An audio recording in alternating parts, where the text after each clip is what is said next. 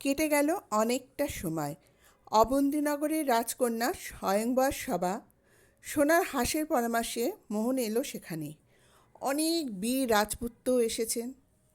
রাজকন্যাকে বিয়ে করতে হলে 3টি কাজ করতে হবে।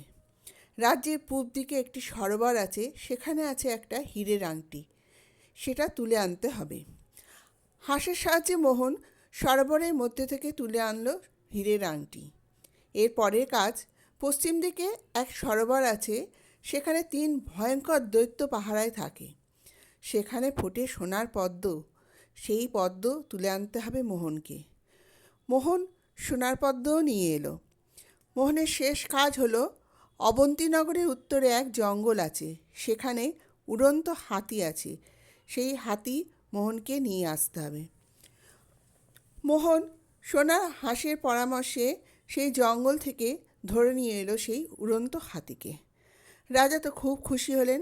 রাজা রাজকন্যাকে তুলে দিলেন মোহনের হাতে, অর্ধেক রাজত্ব দিলেন। মোহন তার বাবা মাকে নিয়ে এলো তার কাছে এবং দাদাদেরও নিয়ে এলো। ওদের সুখে দিন কাটতে লাগলো।